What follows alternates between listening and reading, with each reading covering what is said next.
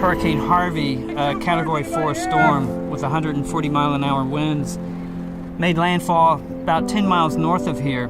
That caused a great amount of damage, as well as a storm surge of about 9 feet. Our models show that we'll see 50 to 100% more damage by the year 2100 when storms like Harvey make impact on the coast, when sea levels are higher, plus the influx of more development, more infrastructure closer to our coastal zones.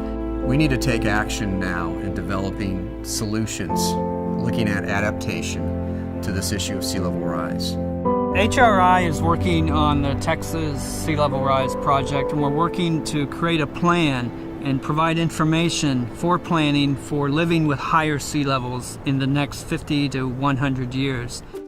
Our mission here at HRI is to develop science-based solutions to Gulf problems. In those science-based solutions, of course, we have to understand how the ecosystem works, so we need that kind of expertise.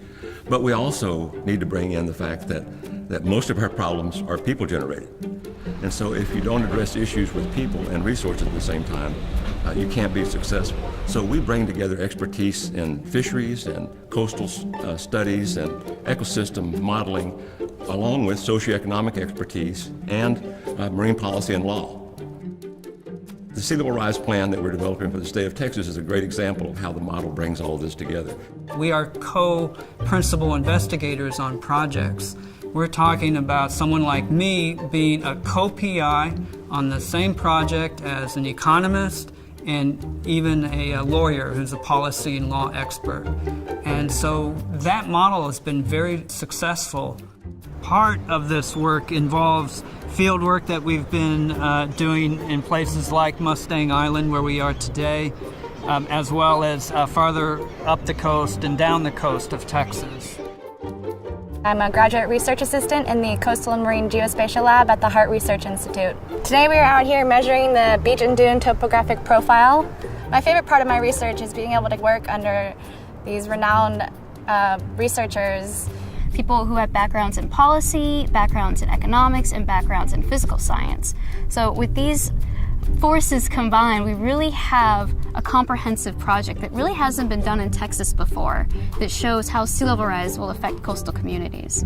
Not only are our scientists bright and innovative, but they are empowered to work together to understand how they can leverage their strengths in the biophysical sciences, the natural sciences, social sciences, and policy and law to more holistically understand these very difficult and complex challenges to sustainability in the Gulf of Mexico.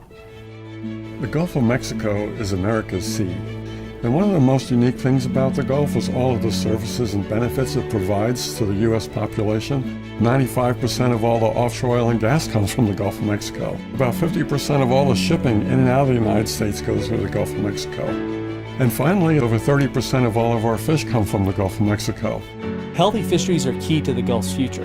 They're very important to the ecosystem, but also they're major economic drivers. So we need to have that sustainability so we can maintain their function in the environment. The Harte model is unique, particularly as it relates to fisheries. Not only do we have fishery biologists like myself, we also have teams of economists, lawyers, and other scientists. And so together we can make the most informed decisions.